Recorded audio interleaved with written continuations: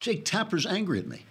CNN's Jake Tapper's angry at me because he said something dumb yesterday, and I told him so on Twitter, and now he's unhappy. It's me, whom everyone else loves. I can't understand it. You'd think he would be grateful. Meanwhile, we had an Islamist attack people in the name of Islam, shouting Allahu Akbar. We may never know his motive, but that's what was happening in New York yesterday. It's a sad story, but the thing I want to look at is how it is being covered and covered up by the media and by politicians, and how stupidly we talk about these things. But all importantly, it's Mailbag Day. So, you know how you used to have problems? That part of your life is over. They will all be solved today because, trigger warning, I'm Andrew Klavan, and this is The Andrew Klavan Show. I feel hunky-dunky, life is tickety-boo. Birds are winging, also singing hunky-dunky-doo. Ship-shaped, tipsy-topsy, the world is zippity-zing. It's a wonderful day, hurrah, hooray! It makes me want to sing. Oh, hurrah, hooray! Oh, hooray, hurrah! All right, it is Mailbag Day, and we've got some great questions, but can we do Mailbag Live as well? Yes. How do they do that? Write in on the comments section on the Daily Wire page. The comments section on the Daily Wire page? Yeah, where they're watching the video. Okay, where you were watching the video, because in order to ask questions on the Mailbag, you got to subscribe to the Daily Wire. It's a lousy $10 a month. I mean, why would you have? You have $10 and all your problems, or you can give up the $10 a month and all your problems could be solved. I mean, that is a clear, easy deal to make. If you subscribe for a year, it's only 100 lousy bucks, and you get the Leftist Tears tumbler. So not only will you have no problems, you'll also have a tumbler full of leftist tears. It is a good deal. That will come up after we break away from Facebook and YouTube, so you'll have to come over. If you want to listen, you'll have to come over to thedailywire.com. You will also want, while you're doing that, to get yourself some Blue Apron food. Blue Apron food is good stuff. It is like having, what it is, it's like a home-cooked meal, the ingredients for a home-cooked meal delivered to your house, but once you cook them, it's like having a restaurant meal. I've been using it. It really is incredibly tasty. You can choose from a variety of new recipes each week, or you can let Blue Apron's culinary team surprise you. The recipes are not repeated within a year, so you'll never get bored. You can customize your recipes each week based on your preferences. Blue Apron has several delivery options, so you can choose what fits your need. And it's easy. They cost about $10, I think, and they take maybe 40 minutes to prepare. But what you're preparing are these incredible meals, like seared chicken and roasted fall vegetables with caper butter pan sauce. I know you were going to make that anyway, right? That was kind of what.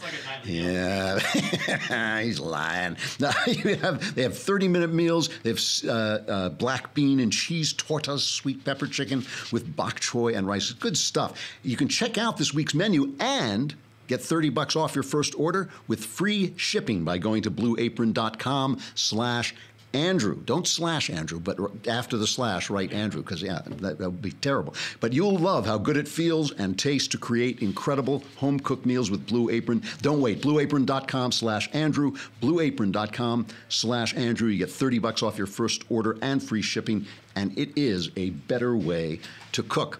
So, when these terrible things happen, like the terrorist attack in New York, which I have to admit, New York is kind of, if I had a hometown, it would be New York. I've traveled all over, but New York is kind of my hometown. When these things happen in New York, they do bug me a little bit more than other times. I always try not to do too much commentary about things like this, and there's a reason for it. There's not that much to say. I mean, obviously, it's a terrible, it's tragic for the people who have lost someone, but and I hate piety. I hate the kind of solemnity that it requires. Obviously, I am solemn about the people who died, but there's not that much to say. So what I really do want to talk about is the way we talk about these things. I mean, this is a guy. His name was Safulo Saipov, 29 years old. He rented a truck at Home Depot. He rented this Home Depot truck, drove it onto one of these bike paths they have in New York, right around where the World Trade Center used to be, or actually still, now the new one is, ran people down, jumped out with shouting Allahu Akbar, and started running. He had he had guns, but they were not actual. It turns out they were not actual pistols. They were a paintball gun and stuff like this. But those obviously are dangerous as well.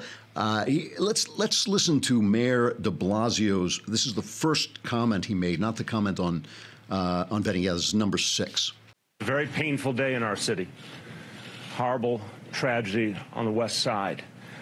Let me be clear that based on the information we have at this moment, this was an act of terror, and a particularly cowardly act of terror aimed at innocent civilians, aimed at people going about their lives who had no idea of what was about to hit them.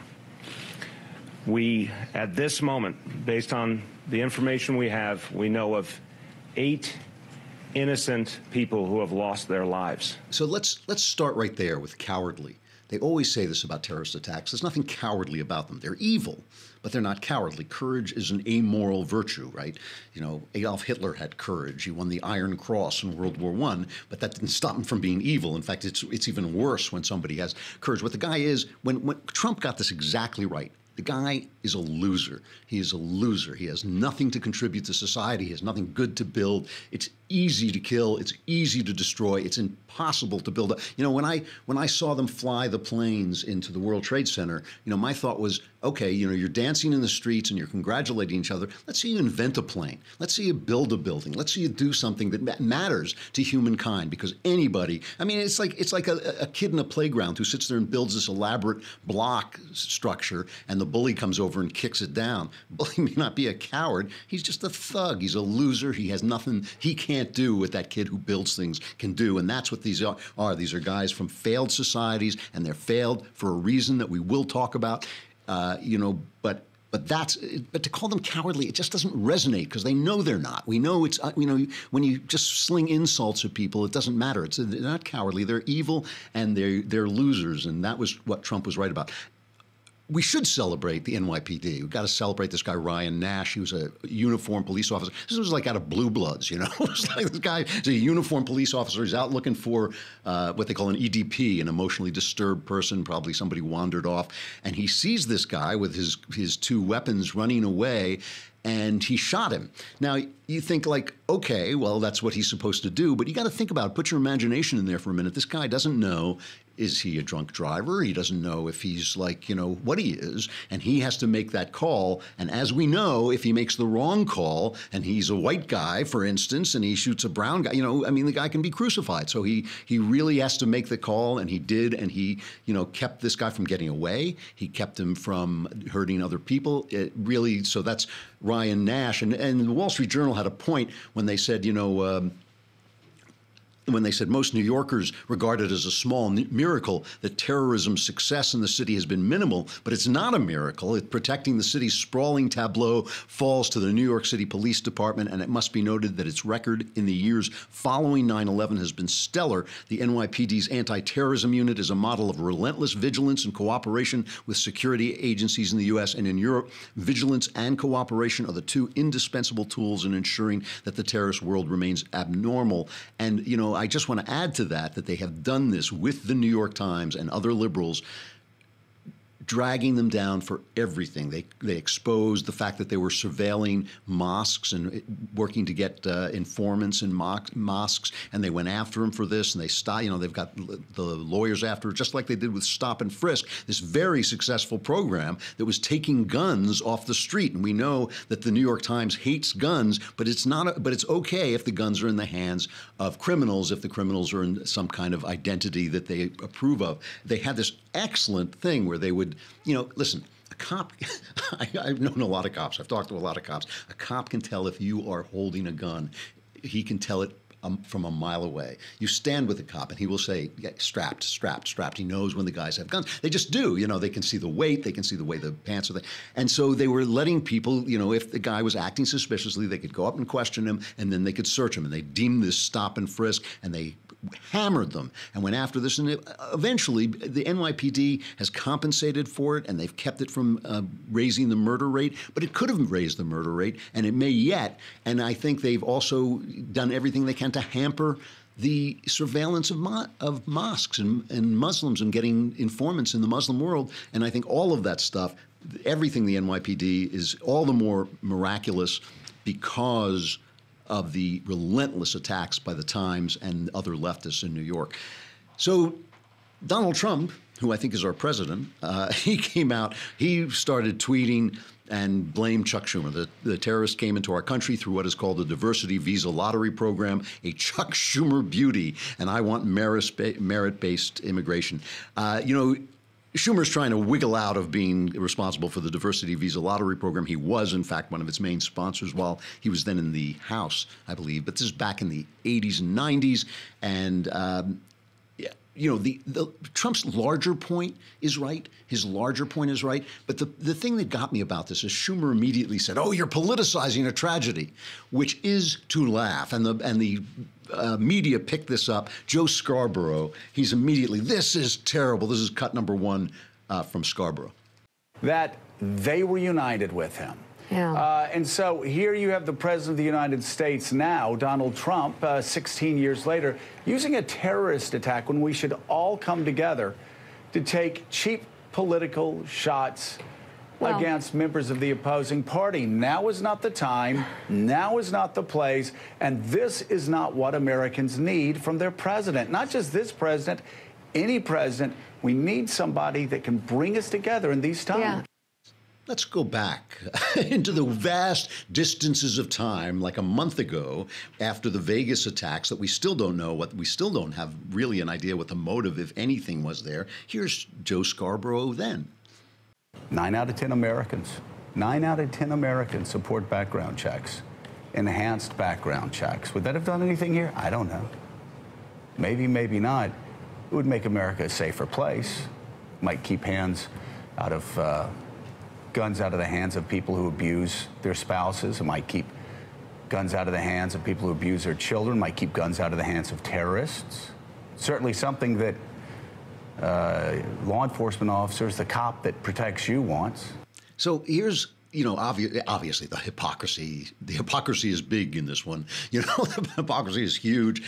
Chuck Schumer, all the Democrats immediately politicized the Vegas attacks, immediately went for the gun control thing. The difference is that gun control won't stop attacks like the Vegas attack. We know that. And political approaches do apply to Islam, to Islamic attacks, Islamic terrorism, because this is a political issue. This is a political religious issue. Now, I think that the one thing I will score Trump on is he shouldn't have gone after Schumer.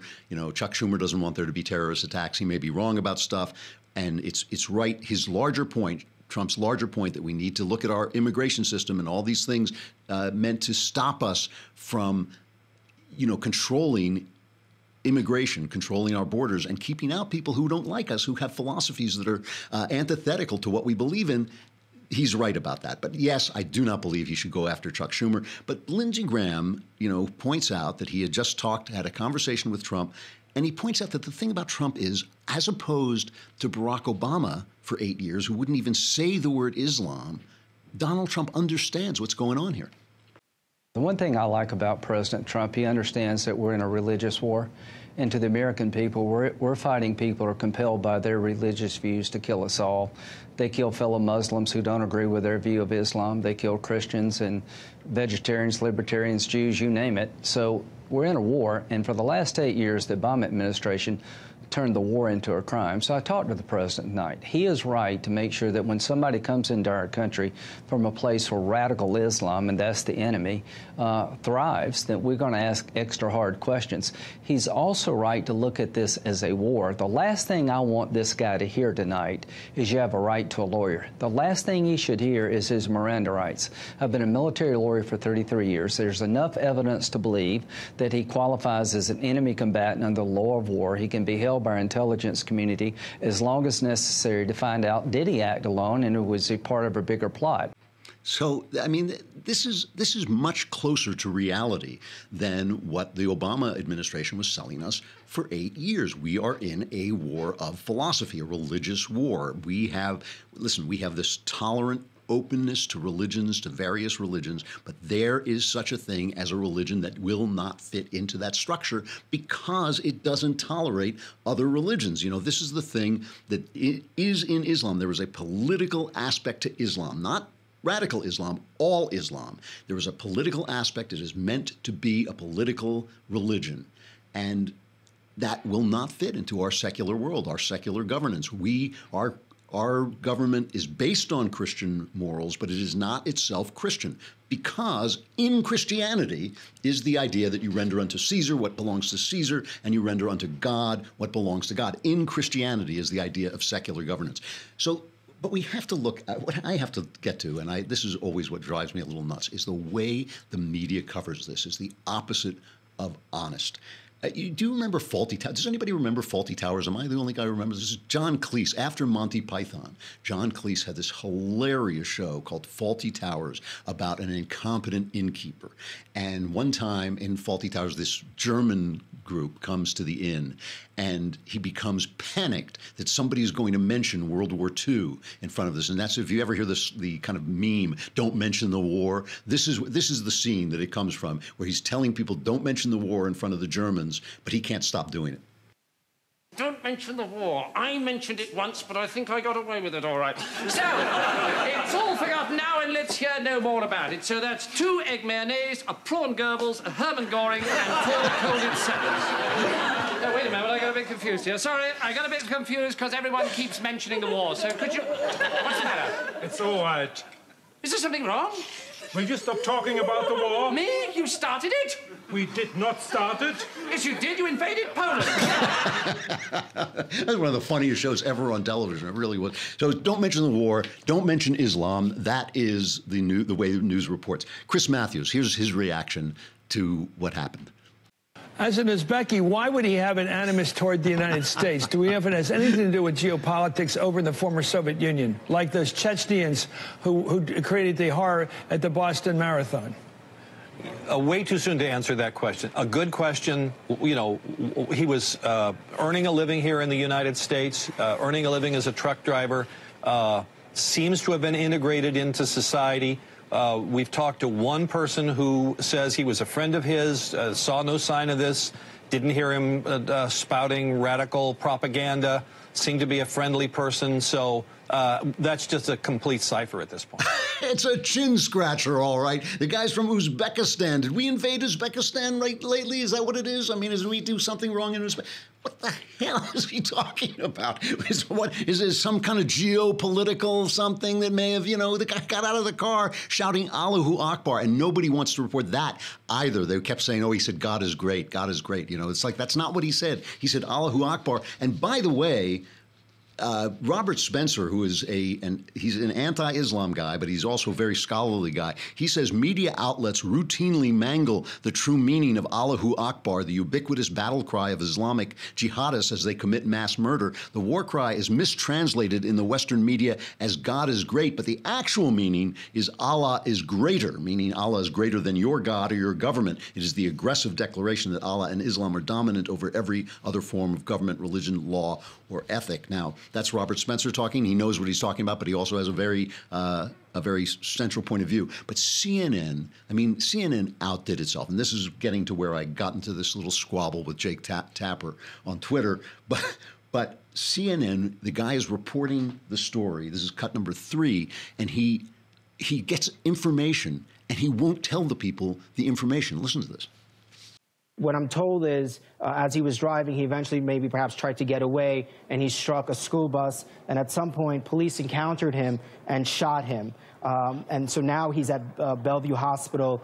Police know who he is. They have a description of him. I'm not going to share that at the moment, but they know who he is. He is alive at the moment. And basically, it looks like they're going to try and talk to him.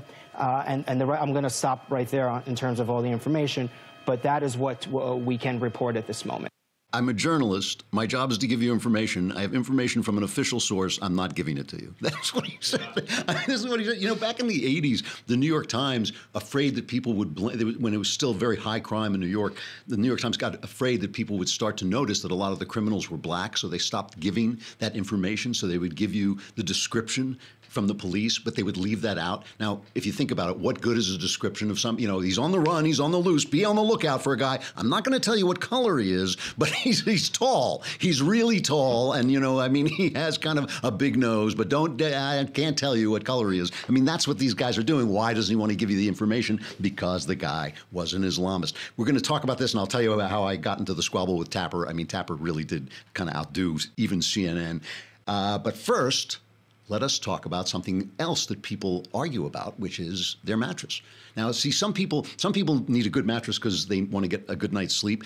I need a good mattress because I never sleep, but I do go to bed, so I am. Last night I'm reading this kind of good ghost story called, what's it called? The Silent Companions. And it's been over-reviewed. Everybody's saying it's incredibly great and all this stuff. And it's not incredibly great, but it's really quite good. And so I'm up all night reading this book, and I want a comfortable mattress because I am in bed. And of course, my wife wants a comfortable mattress because she's actually asleep. And, this is another thing. Couples fight about this. But if you go to Helix Sleep, you can order a mattress online, and they will custom make it for you. And if you've ever shopped for mattresses, you know that it's not that pleasant experience, but you go to helixsleep.com/Klavan, Klavan, go to helixsleep.com/Klavan and take their simple 2 to 3 minute sleep quiz, and they'll build a custom mattress that will be the best thing you've ever slept on. And for couples, they even personalize each side of the mattress. They use different things, different quality materials, different softness, all that. Everyone from GQ to Cosmopolitan to the New York Times, a former newspaper, are all talking about Helix, and once you try it out, you'll know why. Your custom mattress arrives direct to your door in a week, and shipping is completely free. Try it for 100 nights. If you don't love it, they'll pick it up and refund you in full. Go to helixsleep.com/Klavan right now, and you'll get $50 towards your custom mattress. That's helixsleep.com/Klavan for $50 off your order. helixsleep.com/Klavan. If you're like me, you'll need a comfortable mattress because you're going to be up all night. If you're not like me, you may be asleep on your comfortable mattress. We have to say goodbye to Facebook and YouTube. You can come on over to thedailywire.com, which you will want to do because we will be answering the questions in the mailbag. And there might be one that helps you, but if you subscribe for 10 lousy bucks a month, you can ask your own questions, and then we'll definitely help you out. Come on over.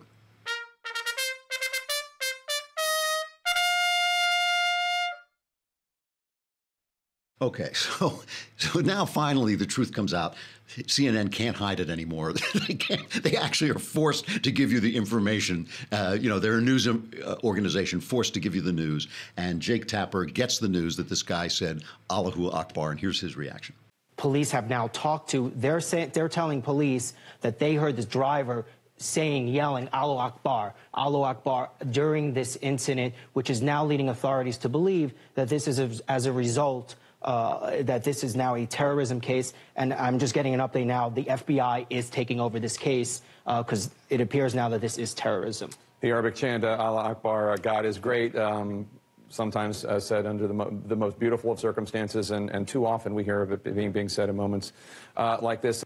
So I went on Twitter and said, yeah, there are very fine people on both sides, because this is exactly what Donald Trump did. And that, they misconstrued what Donald Trump said. He was talking about the, people in the statues, and he said there are very fine people on both sides of the statue issue. And they misconstrued it to mean that he was saying there are very fine people among the white supremacists.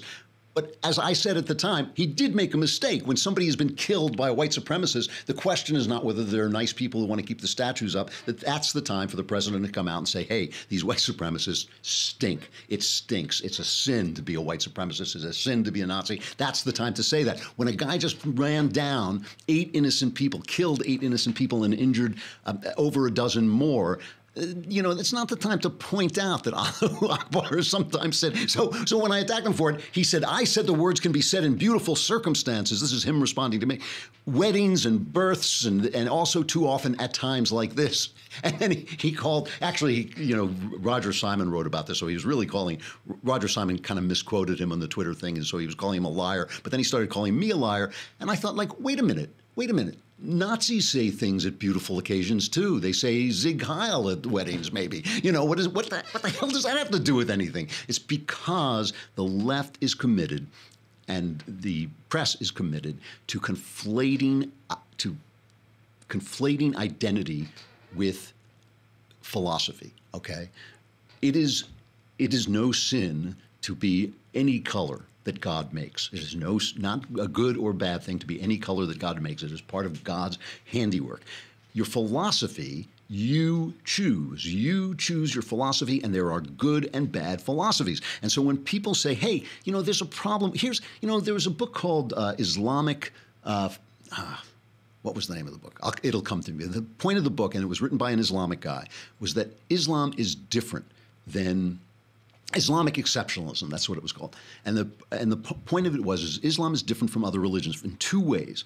One is that it has a political element. So you can't essentially be an Islamic person without believing that Islam should have a political role. And of course, the radical Islamists, the guys who are in favor of Sharia law, those are the people who are a problem. It's not a problem if you just want to go and pray. Nobody cares in America how you pray. No, zero people care how you pray. They may want to convert you to their religion. They may want to preach to you their religion is better, but nobody is going to hurt you because of how you pray, except the worst evildoer, and every country has evildoers.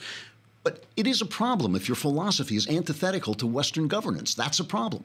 And that is the stuff that should be debated, whether Islam itself is antithetical to Western governance or whether it's only radical Islam. And how many Islamic people can we have in before that becomes an issue? Because the other thing about Islam is they worship the very words of the Quran.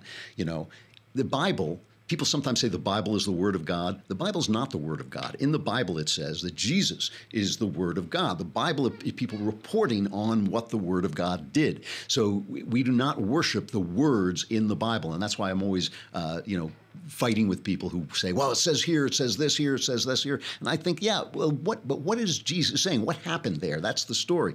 But in Islam, the actual words in Arabic, you can't translate the Quran, in Arabic are what they worship. So there's no debating it. There's no talking about it. And that is a big problem. All right. That's why I was arguing with Jake Tapper. I mean, Jake, ever since he went to CNN, I think he's kind of lost his way. It's just that place. It's kind of like with Brett Stevens going over to the New York Times. I think after you're just surrounded by those people, ultimately it starts to seep into your consciousness. The mailbag. Yeah! All right. From Noah, dear Andrew of the House Clavarian, first of his name, the unburnt king of the Andals and the first men, Khalisar of the great grass sea, breaker of chains, and mother of dragons. I've been making a real effort to find the good in the ideas of people that I disagree with, which is not natural for me. But as a longtime fan, I know it is for you. As a natural, albeit cockeyed optimist, I wonder, is there a single positive thing you can say about the legislative legacy of President Obama? No.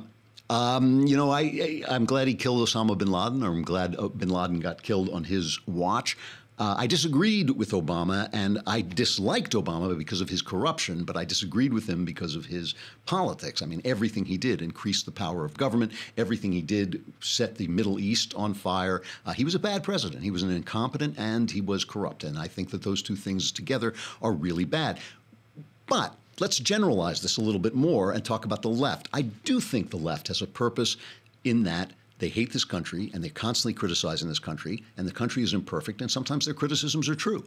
So sometimes, like for instance, I think the fact that they're always harping on inequality, I don't think equality is a good goal, but I do think that this economy, as it's currently structured, has left people out. And I think how to get people back in is that's what President Trump ran on, and that's why he won. That's part of the reason why he won. So I don't think we should stop listening, even though we can stop listening to leftist solutions. We can't always stop listening to their complaints, because one of the things that constant critics do is like a stopped clock. They can be right twice a day. All right, from Luke. Hey, Andrew, my father found himself in a very depressing situation recently. An old hunting friend that he had lost contact with over several years took his own life back in February. Last year, he had made some effort to reconnect, but was unsuccessful. It wasn't until last month, when he redoubled his efforts to track him down, that he found out about his death. He couldn't help feeling that if he had been more persistent in his original efforts to find his friend, it may have changed the way he felt about his life, and then he may still be alive today. What advice can you offer my father? Thanks, Luke. Well, first of all, it's very natural. One of the terrible things about suicide is it leaves everybody feeling very guilty. It leaves everybody feeling that they should have done something. But that is making the same mistake that people make when they look at for instance, an Islamist, and they say, what did we do to offend you? We didn't do anything to offend them. They have chosen a philosophy. People are full actors with free will in their hearts. I've worked with suicidal people off and on for many, many years, and the one thing you have to grant them is that in the end, it's their choice. I mean, if you're working with a suicidal person and you lose him and he goes home and kills himself, it's a terrible, terrible thing. But in the end, people have free will, and it's their choice, and they make those choices. And so it has nothing to do with what your father did. Having said that, I will say this, that death is very final, and you do want to keep in touch with your friends. That's not going to save anybody's life. It's not going to stop anybody from committing suicide. But death does come to us all, and you don't want to let people slip away and find out too late that you haven't done it. That is a totally different issue.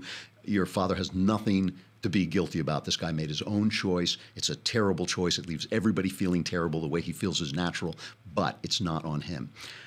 From Sarah, although masculinity is attacked by our culture at every turn, an aspiring man can find numerous strong and virtuous examples to emulate, including such great men as George Patton, Charlemagne, and Marcus Aurelius. But femininity is also under severe assault, excellent point, and it seems that good models are in shorter supply for us women. Who would you suggest as examples for the feminine types among us to look to? Well, I actually think, with respect, because I think it's a really good question, a really good point, with respect, but I think you're making you have a false premise in there.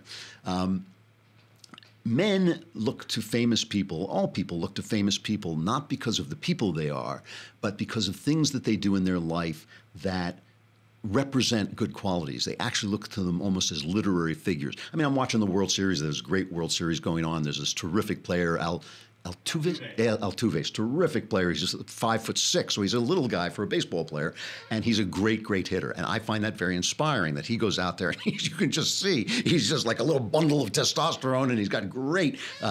His swinging form is a beautiful thing to watch when they slow it down, and so I admire that about it. I don't know anything about it. I hope he's a great person. I'm sure he is a great person, but I don't know nothing about him. I'm not admiring him as a human being. I'm just admiring this one thing. There are plenty of women in history who might be interesting to you, from Queen Elizabeth to Maggie Thatcher to Florence Nightingale, but that's not the point.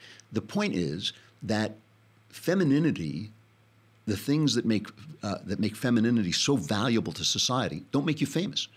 They don't make you famous. The entire idea of being famous may, in fact, be a masculine drive, what Milton called the last infirmity of noble minds, may, in fact, be a masculine drive to be famous. You may not be looking, if you're looking for someone to emulate, you may be looking for someone who lives around the corner. You may be looking for your mom. You may be looking for someone, the lady next door.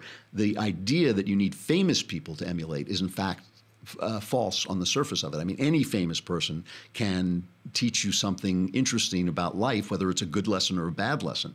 But if you're looking for role models, what you really want to look to is the people in your life who are wise and smart, and in this case, feminine. I think, that femininity itself is a quality that is so medicinal for the world, that does so much for the world, and I believe you're absolutely right that it is under attack in and of itself. All you hear women is being told to be strong, and they mean strong in a masculine way. They don't mean strong in a feminine way, because there is indeed a feminine form of strength and courage, but you keep hearing that. What they really mean is play baseball, build your muscles, show and I just think that is an absolute stupid value. I think it's a stupid value. I think femininity is something that is genuinely a good thing in the world, and an important thing in the world, and a thing that makes men better and makes women better. And I think you've got to find people who exemplify it and learn from them, but they may be just the person around the corner.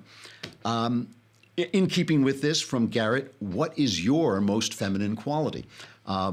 My lacy underwear, I think. No, I'm sorry. I couldn't help myself. All good writers have the feminine quality of being intensely aware and interested in other people's emotional lives. And I think that is something that is a reason. I think it was the poet, don't hold me to this, but I believe it was the poet W.B. Yeats, the great Irish poet, terrific poet, who said that if there were no women, there'd be no one for poets to talk to. And what he meant was that poets and writers are interested in an emotional life in a way a lot of men aren't. And so it is am entirely capable of having conversations, especially with individual women. When I'm in a crowd of women, I start to feel a little bit like the odd guy out. But when I'm talking to an individual woman, we can actually talk about that, because that is something that writers are interested in that a lot of guys are not, the emotional lives of other people. So I would say that is my most feminine quality, and the lacy underwear. Okay. From Susan, dear Mr. Klavan, the omniscient. I am an avid listener of your show as of the last few months. I rarely experience a Klavanless weekend because I am now going back and watching all of the shows you've produced over the past few years, and they're fantastic. You also want to try Another Kingdom, narrated by Michael Knowles. It is our new fantasy serial podcast that is very, very successful. Go on iTunes. Please subscribe to it. By the way, please subscribe to it. And please, if you're enjoying it, because it's getting a lot of downloads, tell your friends about it. Tell your friends about Another Kingdom. It is a really, people are really enjoying the story. All right, my question is this. How do I convince my best friend and her husband who live in London to maintain their United States citizenship? Why? Why would you tell them to do that if they don't want to do it? I mean, if you think that there's a reason they should do it, tell them that reason. But it's their choice whether they want to or not. I mean, I lived in England for 7 years, and after 6.5 years, I just decided I wanted to go home. England was not my home, but maybe they feel it is. I mean, there are plenty of people who give up their American citizenship and become British subjects. It's a great country. I think it's a mistake. But if you have a reason you want to tell them, tell them. But maybe it's not their reason. I mean, why is that your concern? Right? Yeah. Sorry. All right. Let's see.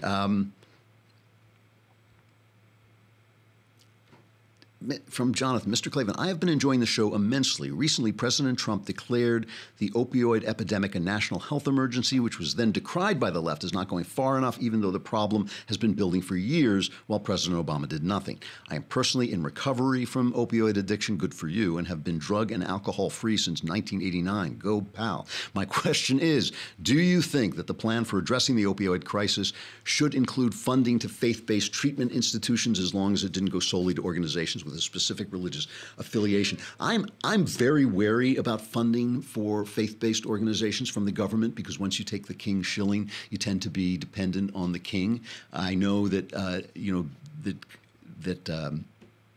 religions have wonderful programs, and they do get government funding. The Catholic Church in New York, I mean, just gets all this funding. And when they threatened to cut it off, they threatened to cut the Catholic Church's funding off in New York. I think it was over the gay issue. The Catholics said, go ahead, just try and supply, the kind of functions we supply. So look, yes, I think if they're funding things, that they should fund everything, and it shouldn't be about faith-based. It shouldn't be about whether they're faith-based or not. I think there is a danger, but it's a moral hazard that the church has to face, and I think that the government should not penalize a good program simply because it is based on faith. Having said that, I do believe that faith is a powerful enemy of addiction, is a powerful solution to addiction, and I believe part of what you're seeing with this opioid addiction is despair. And part of that despair is coming from our drug-based society. We have these antidepressants that solve the problem of happiness, but they create a new problem, which is the problem of despair. You're unhappy, you take a pill, you feel happier, but now you've reduced yourself to a bag of chemicals that can be manipulated to have feelings, and you've lost touch with your spiritual life. And I think it is the spiritual life, it's living the spiritual life, it is committing yourself to the spiritual life, and not becoming a monk, but simply becoming, or a nun, but simply becoming a person who lives life as a whole person and not as a physical entity all the time, who's not just thinking about where you're going to get your next sex and where you're going to get your next food, but how are you going to get yourself closer to God and how you're going to become a more full and loving person. That is the path that leads away from these drugs. So I think that that's an important point too. But I'm not against funding religious organizations. I just think it's a danger that the religious people have to pay attention to. What do I have time for? One more, you think? You can do a quick one. Quick one, all right. From Dana, Hail Mighty Lord Klavan. My mother started going to church recently and is very worried that Matthew 19:9 means that by being married to my father after divorcing her first husband, she's committing adultery. What do you think about this, and what can I do to help assuage her guilt? Thank you, Dana. I actually don't agree with that, and I'm kind of out of time to express it. even God can't do the impossible, right? Can't do something that makes no sense, that is illogical. As C.S. Lewis said, just putting God's name in an irrational statement doesn't make it any more rational. Jesus was speaking into the marriage system of his time, and he very specifically in Matthew 19:9 is talking about men basically tossing their wives away, which they were allowed to do under that law. And he was saying, he was protecting the rights of women. He was saying, because women had nowhere to go. Once they were gone, once they were thrown out, they were destroyed. They lost all their rights. They lost all their income. They lost everything. And he was saying, you can't do that unless your wife has been cheating on you. I am very opposed to divorce in almost all situations, but not in all situations. I don't know why your mother got divorced. There are good reasons to get divorced. There are reasons where you have to get divorced. And I think that Christ is definitely not judging her on the basis of first century morality. He was speaking to the rights of people and how you treat people, and I do not think that you're committing adultery by getting married again. I mean, I have a lot of problems with divorce. I don't know what that story is, but the story is over now, and moving on and moving into a new marriage is not, in my opinion, in my theology and in my reading of the gospel, is not going to constitute adultery in the least. And you can tell her I said so. All right, it is time for Tickety-Boo News.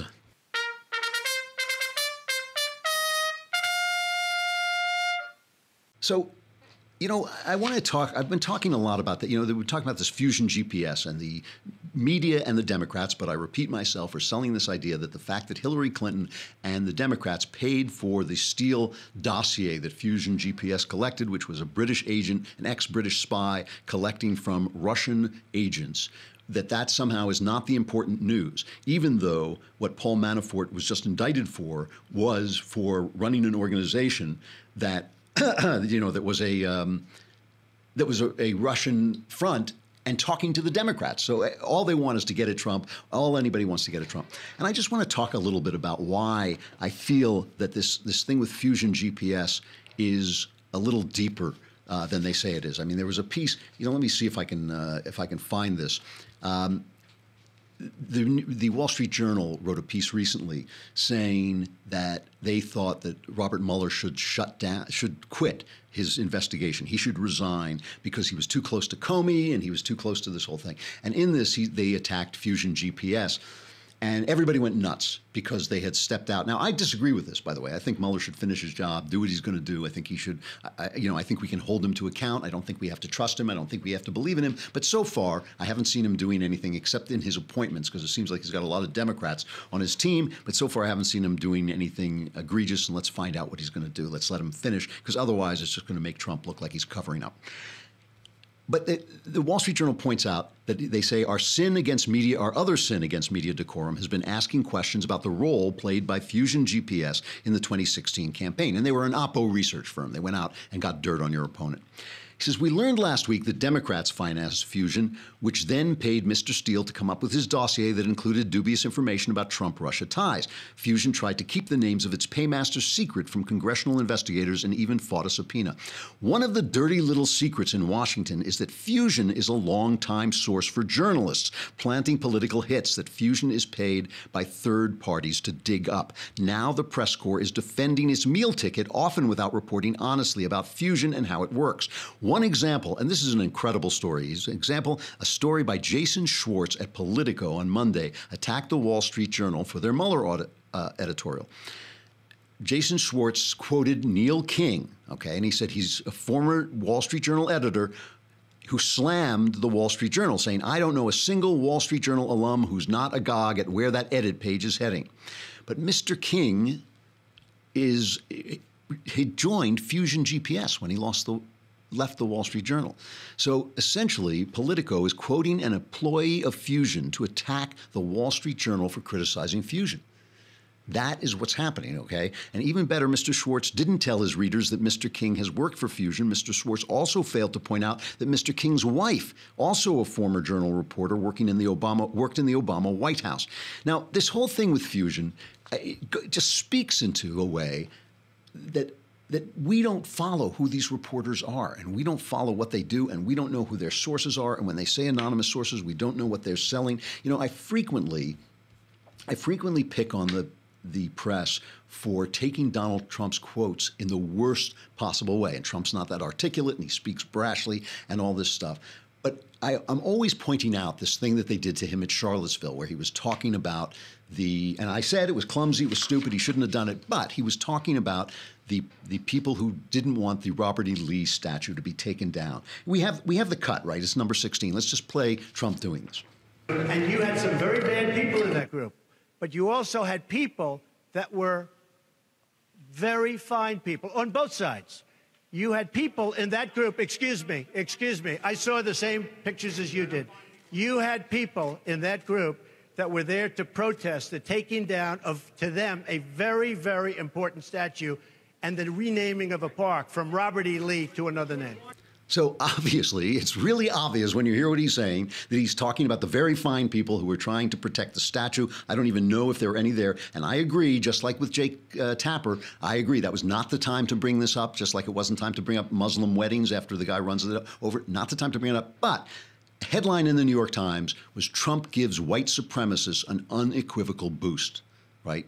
That's the headline in the New York Times. The piece is written by Maggie Haberman and Glenn Thrush. And what I want to point out, I talked about Maggie Haberman earlier. She is described in Cheryl Atkinson's new book, Smear. There were memos from the Democrats saying, we have had Maggie tee up stories for us before, and we've never been disappointed. Maggie Haberman is an ideal, friendly journalist willing to generate positive press for the Clinton campaign. And Glenn Thrush, let's not forget, remember when they were leaking John Podesta's emails? One of them was Glenn Thrush sharing his stories with Podesta and asking him to basically approve of them. So Glenn Thrush was also basically a Democrat operative. So when you're reading these stories, you are not reading the news. You are reading Democrat operatives with press cards delivering this stuff. And that is, as we go forward, and as I assume the Mueller investigation is going to produce more